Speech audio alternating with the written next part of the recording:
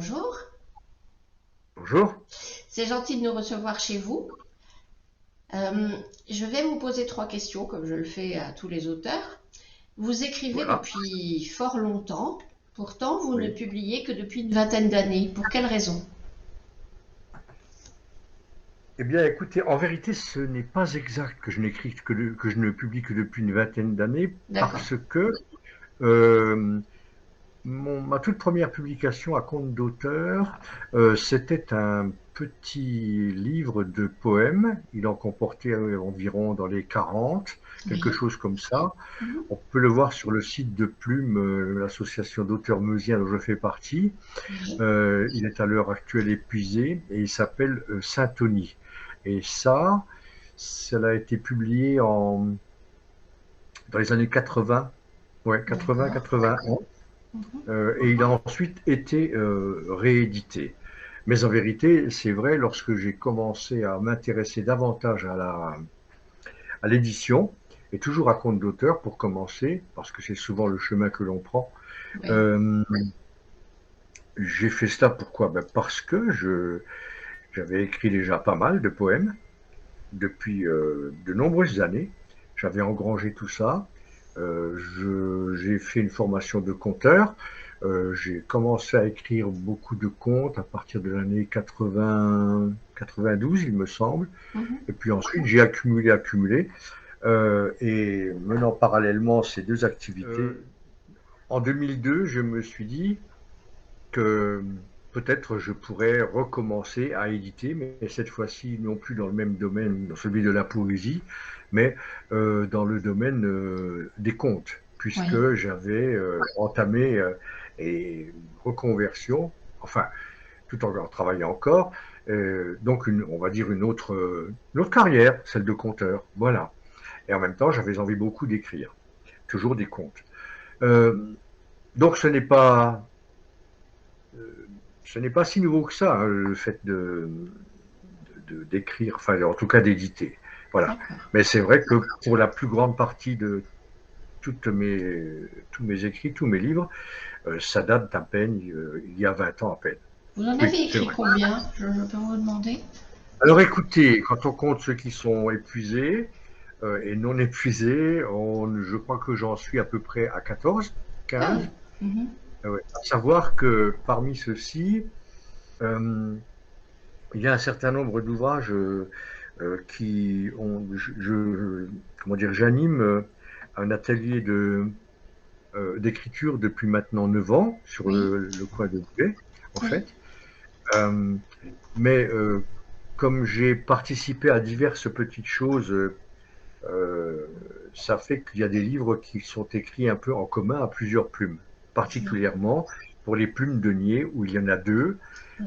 qui s'appellent Jeanne Maud et les autres, celui-là complètement épuisé à l'heure actuelle, et Oui. puis La dernière hirondelle. Et peut-être que cette année, nous partirions sur un troisième ouvrage, peut-être pas de nouvelles, mais plutôt un roman, nous allons dire, collectif. Bon, D'accord. à côté de ça, comme j'ai eu des demandes, j'ai écrit, par exemple, un CD pour Metz Métropole, un double CD pour présenter les 40 communes, Oui. il y a maintenant une dizaine d'années. J'ai écrit et illustré par Pascal Napolitano un certain nombre d'anecdotes pour le CA Boulet, le cercle athlétique, pour son centenaire. Qu'est-ce que j'ai fait encore? Ben, voilà, j'en ai fait plusieurs comme ça. En tout, si vous accumulez tout cela, si on met tout cela ensemble, ça fait dans les 14-15. Voilà. Le tout D'accord. dernier étant, pour le moment, le doigt de cassoulet auquel nous allons, je pense, venir bientôt. Oui. Ouais. Vous êtes né le 18 juillet 1945, alors que l'offensive battait son plein. Avez-vous connu ou vécu ou subi les répercussions de la Seconde Guerre? Alors, si ma mémoire est bonne, l'offensive était arrêtée puisque l'armistice a eu lieu au mois de mai, il me semble. D'accord. Euh, Pourtant, il y mais avait encore quelques oui, offensives alliées, d'après ce que j'ai lu. oui, des petits foyers, quoi, C'est vraiment. ça. Mais alors, pour dire, on va dire les choses comme ça. Je suis un enfant de la guerre Oui. et je ne suis pas le seul. Enfin, tout de suite de l'après-guerre. Oui. Et étant donné l'âge que j'avais à cette époque, évidemment, je n'ai pas, en tout cas, je n'ai pas été conscient de tout ce contexte, mais sans doute l'ai-je ressenti. Ce que je sais aussi de mémoire, c'est que euh, un peu plus tard, il y a beaucoup de choses qui m'ont été dites, qui me sont arrivées et qui étaient peut-être dues à une situation difficile, particulièrement difficile, de pauvreté, de difficulté à se nourrir, etc. J'ai entendu Mhm. beaucoup parler de cycle de rationnement. Oui. Moi-même ayant des problèmes de santé parce qu'ayant étant prématuré Oui. et ayant désiré certainement venir un peu plus tôt, euh, j'ai connu à une époque où la médecine était un tout petit peu moins avancée que maintenant, des Oui. difficultés importantes. Et Oui. si je suis encore là, c'est parce que j'avais vraiment envie, je pense, d'y rester. Euh, oui. Maintenant, tout ce qui s'est passé m'a été narré par le détail, dans le détail par mes parents, Oui. parce que mon père a une vie particulièrement active au niveau de la guerre. Oui. Euh, et puis toutes les difficultés qui ont été éprouvées, ont bien été là. Je me suis fait raconter plusieurs fois leur histoire, soit séparée, soit commune. Et Oui. c'est bien arrangé là quelque part dans un tiroir au fond de ma mémoire. C'est assez vif hein, quand même. Oui. Je pourrais dire beaucoup de choses, quoi, voilà, à ce sujet. Vous n'avez jamais eu l'envie de le mettre par écrit? Alors, si vous voulez, moi je ne me sens pas une vocation quelque part d'historien, surtout en termes d'exactitude. Oui. Je préfère raconter des choses. Et c'est vrai que il y a quelque chose serait plutôt intimiste, mais qui me trotte par la tête depuis un moment, Oui. qui serait comment dire, d'écrire un certain nombre de petites anecdotes. Moi, j'aime beaucoup les choses écrites courtes. Je suis pas un coureur de fond hein, dans Oui. l'écriture. De petites anecdotes qui pourraient comme ça émailler un peu la vie de mes parents, à la fois lorsque ils étaient plus jeunes et que je n'étais pas né, et par après. Vous voyez, donc sur un grand nombre d'années.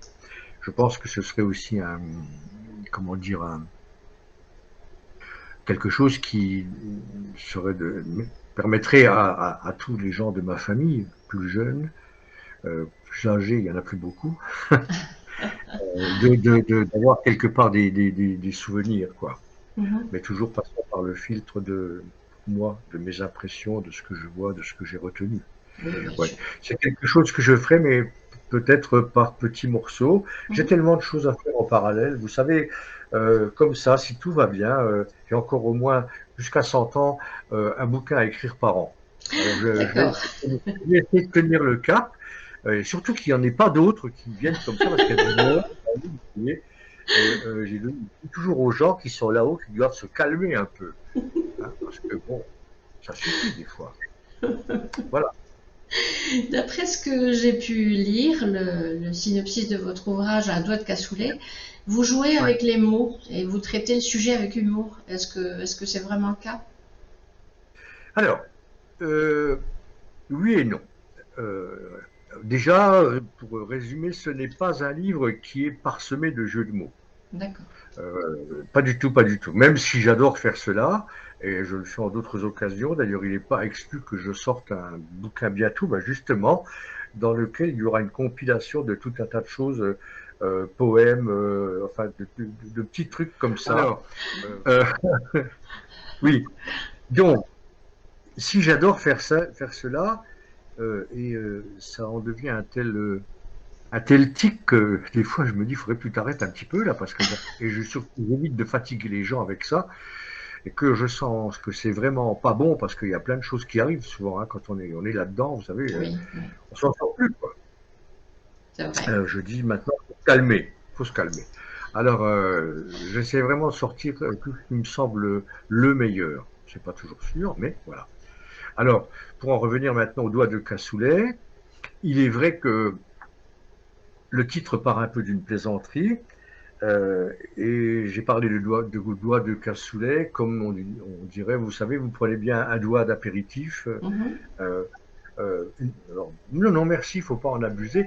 Mais là, la métaphore est intéressante parce que donc dans le doigt de cassoulet, il s'agit de ce fameux Hamilcar qui, effectivement, ayant envie de manger un cassoulet qui pourrait ressembler à celui que faisait sa chère maman autrefois, s'en va trouver une boîte d'excellents cassoulets.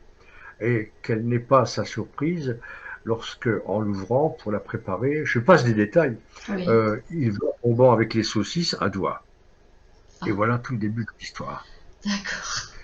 Un doigt qui arrive comme ça dans la casserole d'Amilcar Paganini. Il n'est pas gâté avec son nom et son prénom. Donc, quand on a des noms, un nom et un prénom aussi particuliers, forcément, il faut s'attendre à quelques aventures dans la vie. Et il commence à être un célibataire endurci. Il va sur la trentaine. Il est timide, il est renfermé, pas désagréable de contact, pas du tout, mais bien carré. Il ne faut pas que les choses bougent à côté de lui. Oui. Il gère son métier à la perfection. Il est magasinier dans quelque chose d'immense. Et vraiment, vraiment, c'est un artiste dans son genre, quoi. Mhm. Et lorsque lui arrivent des choses comme celle-là, dans une vie qui est bien réglée, bien carrée, où il n'y a aucun imprévu et rien de travers, en tout cas, c'est ce qu'il souhaite, eh bien forcément, c'est très désarçonnant. Alors, il s'en suivre quelque chose d'assez particulier, parce qu'évidemment, le doigt comme ça ne reste pas amorphe, et lui non plus, du coup. Oui.